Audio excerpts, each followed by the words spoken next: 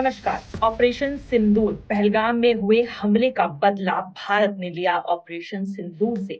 लेकिन इसके बाद भारत को पता था कि बौखलाए पाकिस्तान कुछ न कुछ एक्शन जरूर लेगा और यही हुआ। 8 मई की रात को भारत के 4 राज्यों के 24 शहरों पर पाकिस्तान ने हमला किया। ये हमला ड्रोन से किया गया, लेकिन भारतीय सेना इन जगहों पर तैनात थी। भारत की तरफ से मुंहतोड़ जवाब दिया गया। भारत की तरफ से S-400 मिसाइल का इस्तेमाल किया गया। ये एक तरह का डिफेंस मिसाइल है जो पाकिस्तान से आए ड्रोन्स को और जो फाइटर जेट्स थे उनको डिटेक्ट कर कर हवा में ही मार गिराने की क्षमता रखता है। और कल यही हुआ। 500 से ज्यादा मिसाइलों को भारत की तरफ से डिफ्यूज किया गया, उन्हें हवा में ही मार गिराया गया और जिसकी वजह से भारत को कोई भी नुकसान नहीं हुआ।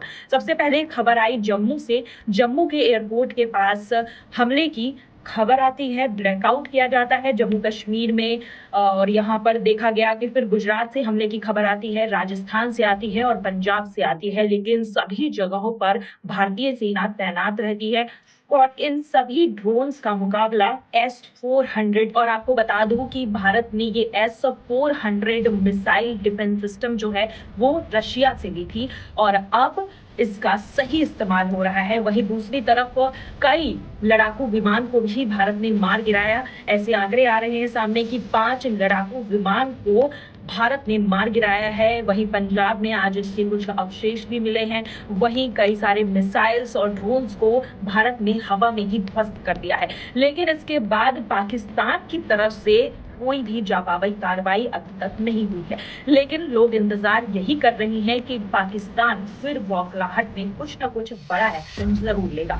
अभी भारत का क्या स्टैंड है, चलिए इस पर भी बात कर लेते हैं। एक तरफ अमेरिका के राष्ट्रपति डोनाल्ड ट्रंप ने भी इस पूरे मामले पर अपनी तरफ से बयान दिया है। डोनाल्ड ट्रंप का कहना है कि दोनों देशों के बीच लगातार ये संघर्ष चलता आ रहा है। उनकी मित्रता दोनों देशों से है, दोनों देशों के साथ उनके संबंध अच्छे हैं, लेकिन वो यही गुजारिश करेंगे कि ये जो आपसी रंजिश है, ये जो दुश्मनी है और ये जो युद्ध जैसा माहौल है, इसे लोग आपस में सुलझा ले। भारत ने एक तरह से टिक फॉर टैट, यानी कि जिस तरह से हमला पाकिस्तान ने किया था उसका जवाब भारत ने दे दिया है, तो इसे यही खत्म कर देना चाहिए, ऐसा डोनाल्ड ट्रंप का कहना है। और अगर उनकी कुछ सहायता लगती है तो वो हेल्प करने के लिए तैयार है। वहीं दूसरी तरफ देखा गया है कि पुतिन ने भी भारत से बात की है। भारत के प्रधानमंत्री नरेंद्र मोदी से पुतिन की बात हुई है। रशिया ने लगातार अच्छे और काबिल मिसाइल्स और हथियार जो है भारत को दिए हैं। वहीं अगर पाकिस्तान की बात करें तो चाइना और तुर्की के मिसाइल्स और ड्रोन्स पाकिस्तान ने जो है ये इस युद्ध में इस्तेमाल किया है भारत के खिलाफ। भारत पे जो ड्रोन्स अटैक हुए हैं, जो मिसाइल्स अटैक हुए हैं, वो मेड इन चाइना और मेड इन तुर्की थे। आपको बता दें कि अभी पाकिस्तान के रक्षा मंत्री की तरफ से भी काफी कायराना बयान सामने आ रहा है। पाकिस्तान के रक्षा मंत्री का कहना है कि उन्होंने जानबूझकर जो है इंडिया की तरफ से जो मिसाइल्स गई हैं, जो अटैक्स हुए हैं, उसको डिफ्यूज नहीं किया है, क्योंकि इस ऐसा करने से उनकी लोकेशंस का पता चल जाता जहां से वो लोग मिसाइल छोड़ रहे हैं, इंडिया उसे डिटेक्ट कर लेता। और यही वजह है कि जो हमले पाकिस्तान पर हुए हैं भारत की तरफ से, उन्हें डिफ्यूज नहीं किया गया। तो ये बयान आपको बता दें कि खुद ही काफी कंफ्यूजिंग है और एक तरह से उनकी एक कायराना बयान कह ले कि इन सारे मामलों को रफा दफा करने के लिए और अपनी नाकामी को छुपाने के लिए दिया गया है।